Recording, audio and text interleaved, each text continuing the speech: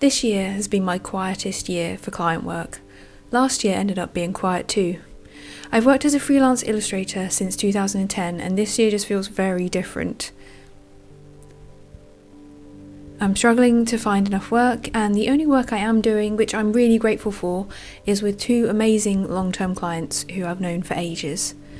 There seems to be less work out there, and from following other artists online and looking at the results from industry surveys, it seems that I am far from the only one who is struggling right now. My life in general is very up in the air right now. We don't know if we'll be moving to the island full time, or if we'll be travelling again this winter. I'm fine with this uncertainty as I love our life together, and I'll be excited to travel more or settle, whichever ends up happening. But with my career, I will admit that the uncertainty is quite stressful. I've accepted that in the age of artificial intelligence and the subsequent shrinking of the jobs market, particularly for creatives, I will most likely always need a part-time job now. My concern is with making sure I have time for my art, and more than that I'm still able to support myself somewhat with my art.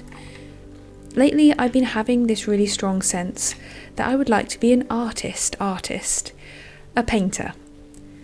Since leaving education, I've worked to make my art style commercially viable, and for many years business was going really well. But now our tech overlords, enabled by our governments, are pushing generative AI art models that seek to replace us, guzzling water, energy and land during a time of climate breakdown, and distracting us from the dystopian advances in AI for military applications. Now that commerciality no longer equals employment, and with a dystopian future looming, what art should I make? What art do I want to make? Living somewhere as stunningly beautiful as Islay, it makes sense to be led by what the island has to offer. Today I'm visiting the part of the island where the oldest rocks are, the Rins complex on the southern Rins Peninsula. The oldest rock here is called gneiss, and they are 2 billion years old. For context, the rocks covering the rest of Islay are about 600 to 800 million years old. So I feel very lucky to be able to visit this particular coastline and study the amazing rock formations. I took my Shinhan alcohol markers with me, and this was me trying them out for the first time, drawing the rocks. Some thoughts I had while studying the rocks.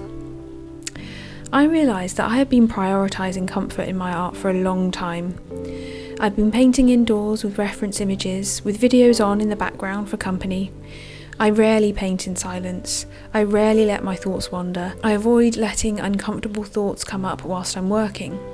I create this little bubble for myself. In contrast, drawing or painting from life on location is uncomfortable for many reasons. Physically, it's obviously not as comfortable as being at home with your furniture and cushions and drinks and snacks, but also you're having to frame your subject and make a lot more decisions on what to include, what the focus should be, etc.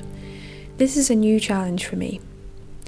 I found it quite exposing, quite literally, as I was exposed to the elements, but also psychologically, as I was exposed to my own limitations, my lack of confidence, and an agitated mind that I hadn't properly checked in on for quite a while. After some time though, I was really enjoying myself.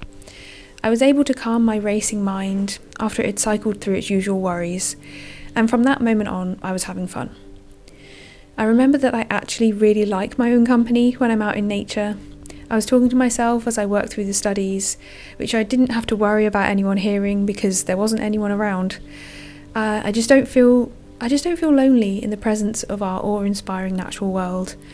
And as I'm scrambling over rocks, I'm simply enjoying my own company.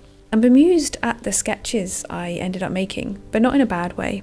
I don't intend to do anything with the pages that I've worked on. This was purely an exercise in studying the world around me, drawing from life in a new material, and listening out for any particular focuses or sense of direction going forward. It was all about the doing. Thank you so much for watching this video. I really hope you enjoyed it. Please like and subscribe. Please like and subscribe, and also leave a comment if you would like. I'd love to hear from you. If you'd like to see more videos about our daily island life, you can follow me on Patreon. And thank you so much to my patrons for supporting me during this very uncertain time. And I'll see you again very soon. Bye.